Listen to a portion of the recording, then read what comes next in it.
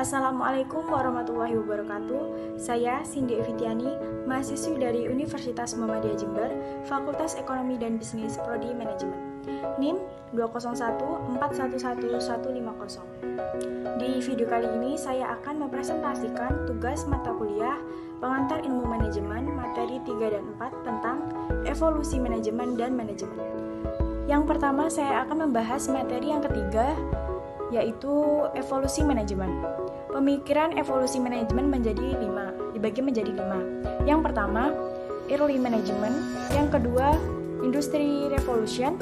Yang ketiga, bureaucratic organization. Yang keempat, knowledge management. Dan yang terakhir, yang kelima, evidence based management. Early management seperti bangunan-bangunan tua, contohnya piramida Mesir, tembok Cina, dan candi-candi. Bangunan ini dibangun pada zaman dahulu sebelum adanya peralatan canggih. Namun menariknya, bangunan ini hingga sekarang masih berdiri dengan kokoh. Intinya pada zaman dahulu, orang-orang sudah menerapkan ilmu manajemen. Dan pada tahap awal ini, mencapai tujuan suatu perusahaan melalui orang lain. Selanjutnya yang kedua, industry revolution. Di tahap ini dibagi menjadi 2 macam, yakni division of labor adalah pemecahan pekerjaan, maka pekerja akan dilakukan atau melakukan pekerjaan yang sudah ditentukan.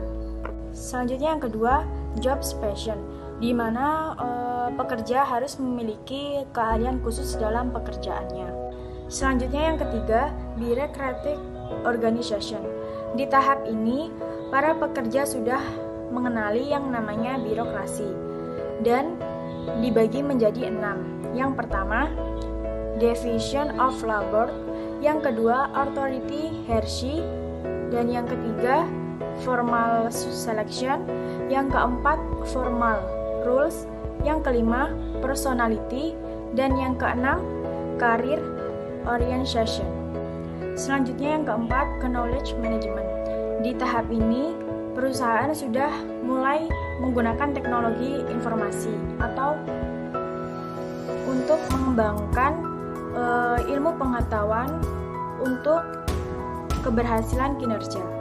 Selanjutnya yang kelima, yang terakhir adalah evidence based management. Di tahap ini berbasis sesuai dengan fakta, di mana keputusan diambil sesuai dengan data yang ada di lapangnya. Poin yang kedua, pengertian manajemen. Manajemen adalah organisasi yang tidak memandang besar atau kecil keuntungan untuk mencapai suatu tujuan. Fungsi manajemen. Yang pertama, perencanaan. Yang kedua, perorganisasian. Yang ketiga, direksi atau pengarahan. Yang keempat, controlling atau tipe manajer secara vertikal. Yang pertama, first level manager, yaitu di tingkat yang paling bawah dan bertanggung jawab di produksi atau pemasaran.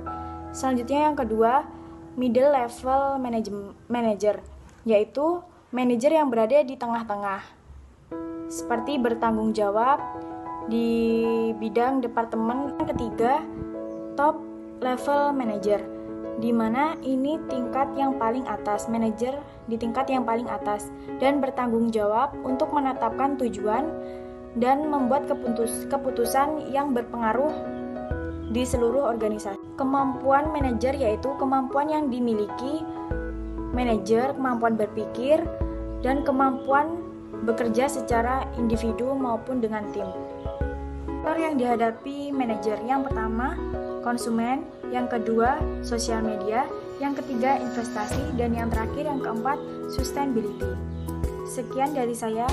Terima kasih. Wassalamualaikum warahmatullahi wabarakatuh.